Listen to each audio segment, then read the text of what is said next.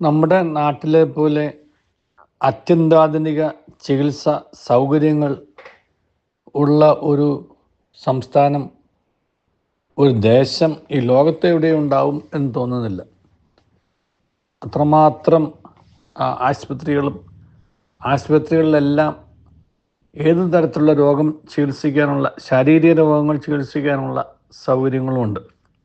പക്ഷെ നാം ശ്രദ്ധിക്കാതെ പോകുന്ന ഒരു പ്രധാനപ്പെട്ട ഒരു രംഗമാണ് മനുഷ്യൻ്റെ ശാരീരിക ആരോഗ്യത്തെക്കാളും വളരെ വളരെ ഗൗരവമേറിയ ഒന്നാണ് മനുഷ്യനിലെ, പ്രത്യേകിച്ച് മലയാളിയുടെ മാനസിക ആരോഗ്യനില എന്ന് പറയുന്നത്. അത് കുഞ്ഞു കുട്ടികൾ മുതൽ യുവാക്കൾ മുതൽ മധ്യവയസ്കർ തുടങ്ങി പ്രായമായവരിൽ വരെ ഈ മാനസികാരോഗ്യ പ്രശ്നം വളരെ ഗൗരവമായിട്ട് ശ്രദ്ധിച്ചാൽ നമുക്ക് മനസ്സിലാവും.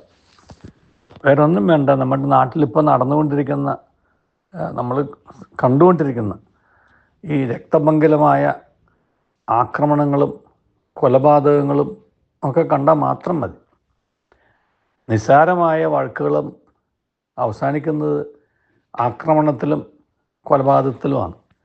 തർക്കങ്ങൾ ചെന്ന് നിൽക്കുന്നത് ആക്രമണത്തിലും, ചിലപ്പോൾ ക്രൂരമായ പീഡനങ്ങളിലോ മർദ്ദനങ്ങളിലോ കൊലപാതകത്തിലോ ഒക്കെയാണ്.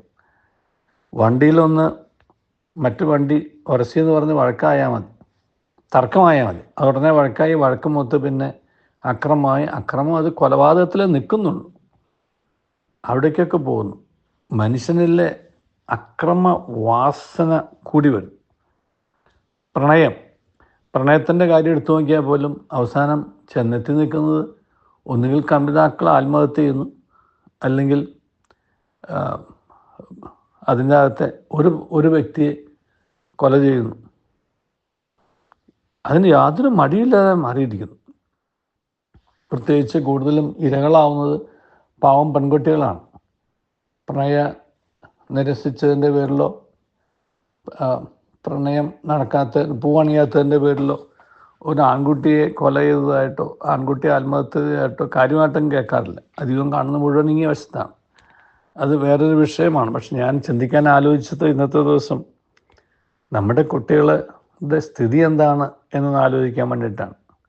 ആത്മഹത്യ ഈ കഴിഞ്ഞ വർഷം നമ്മുടെ നാട്ടിൽ 400ഓളം, കൃത്യമായി പറഞ്ഞാൽ ക്രൈം റെക്കോർഡ്സ് ബ്യൂറോയിലും കണ്ടത് 391 കുട്ടികൾ ആത്മഹത്യ ചെയ്തതെന്നാണ്. അതെല്ലാം 18 വയസ്സ് താഴെയാണ്. അതിൻ്റെ അർത്ഥം നമ്മുടെ നാട്ടിൽ ഒരു ദിവസം ഒന്നിൽ കൂടുതൽ കുട്ടികൾ ആത്മഹത്യ ചെയ്യുന്നു.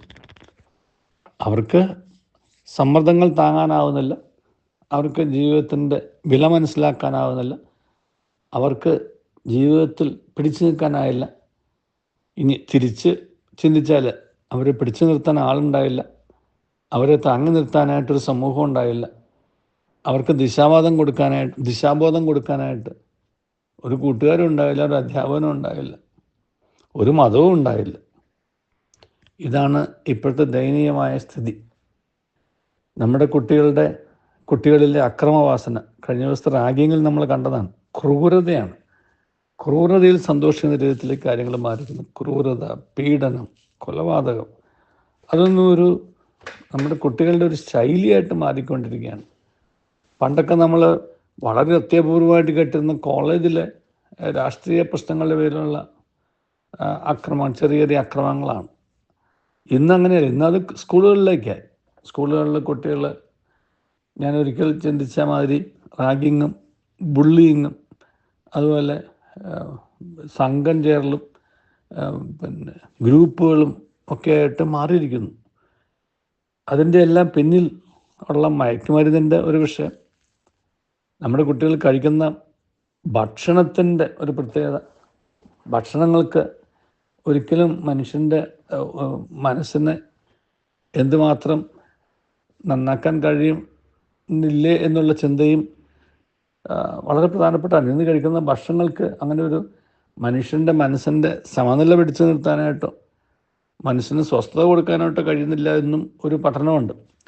എന്തുവാട്ടെ, ഇന്നത്തെ ഈ പോക്ക് കണ്ടിട്ട് ഭ്രാന്താലയം എന്ന് പണ്ട് പറഞ്ഞ ശ്രീനാരായണ ഗുരു പറഞ്ഞ ആ വാക്കിനെ വേറെ പല അർത്ഥത്തിലും നമ്മളിന്ന് കണ്ടുപോകും. കാരണം ഭ്രാന്ത് എന്ന് പറയുന്നത് മനസ്സിൻ്റെ സമനില തെറ്റിയവരാണ്. പക്ഷെ നമ്മൾ കാണുന്ന ഭ്രാന്ത് എന്ന് പറയുന്നത് ഭ്രാന്തന്മാർ എന്ന് പറയുന്ന അവർക്ക് വേണ്ടിയിട്ട് മാനസിക ചികിത്സ ആശുപത്രികൾ അങ്ങനെയൊക്കെ ആ ലെവലിലെത്തിയവർ മാത്രമേ ഉള്ളൂ. പക്ഷെ മനസ്സിൻ്റെ സമ്മർദ്ദം ഏറിയവരെയോ മനസ്സിൽ ശാന്തത ഇല്ലാത്തവരെയോ ഈ അങ്ങനെ ഒരു മനസ്സിൻ്റെ ഒരുമാതിരി സമനില തെറ്റുന്നവരെയോ സംഘർഷങ്ങളായിരിക്കുന്നവരെയൊക്കെ നമുക്ക് സ്പോട്ട് ചെയ്യാനോ ഒന്നും കഴിയുന്നില്ല. എന്തെങ്കിലുമൊക്കെ സംഭവിച്ചു കഴിയുമ്പോൾ നമ്മൾ തിരുത്തി വായിച്ചു തുടങ്ങും. അയ്യോ അങ്ങനെ കണ്ടാൽ പറയില്ലായിരുന്നു, ഞങ്ങൾക്കങ്ങനൊരു വശം അറിയില്ലായിരുന്നു, ഇതൊക്കെ പറയും. അത് നമ്മൾ എപ്പോഴും പറയുന്ന പോലെ തന്നെയാണ്. പക്ഷെ നമ്മുടെ കൂടെയുള്ളവർ എവിടേക്ക് പോകുന്നു, കാൽച്ചുവട്ടിൽ മണ്ണ് എവിടെ ചോർന്നു പോകുന്നു, ഇതൊക്കെ ചിന്തിക്കേണ്ട സമയമായി.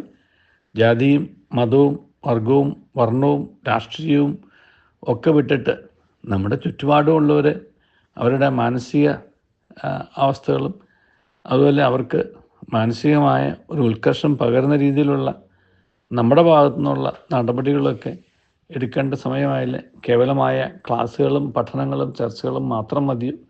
അതിനെക്കുറിച്ചുള്ള ഒരു ഉണർത്തുപാട്ടിൻ്റെ സമയമായില്ലേ ചിന്തിക്കേണ്ടത് നാം ഓരോരുത്തരുമാണ്. ദൈവം നമ്മെ അനുഗ്രഹിക്കട്ടെ. നല്ലൊരു ദിവസം എല്ലാവർക്കും നേരുന്നു.